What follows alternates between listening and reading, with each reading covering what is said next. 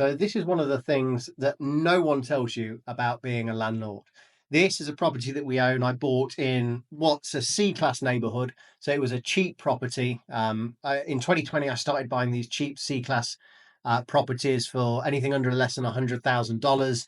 That rented for anywhere from $800 to $1,200 because they looked absolutely great on paper. I kind of drank the Kool-Aid a bit there, and none of these houses have turned out well. They've been really challenging to manage. I've lost money on a lot of deals, and generally they don't turn out well. These kind of houses are chronically under-maintained.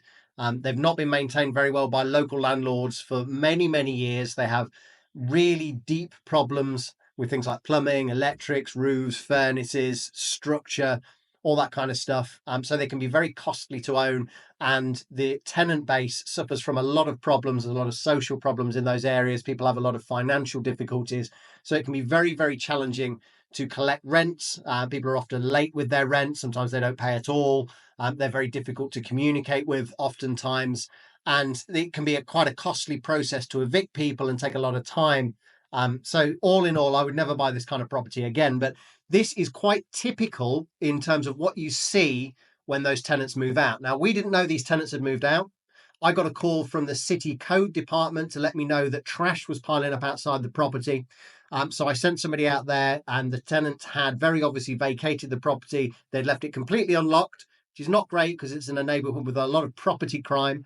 So they left the property unlocked, and this is kind of the condition that they left the property in. So even before I start renovating that property and making it nice for the next tenant, I've got to spend probably at least $2,000 getting just the trash hauled and the smell out of the property. And they also left a couple of pets there as well. They left a couple of cats in the property. And this is kind of typical of what you'll find in terms of issues owning these C-class low-income real estate pieces of real estate.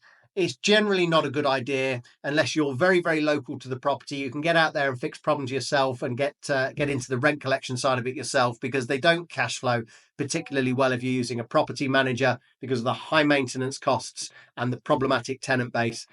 So my advice is steer clear of these sub $100,000 properties. They haven't worked out particularly well for me. I bought a lot of them and I'm selling off all of the ones I own, and most of them are suffering from the same kind of problems that you're seeing here with this one. If you want to learn more about owning real estate in the United States as a non-resident foreigner living overseas, you can follow me on all social media channels.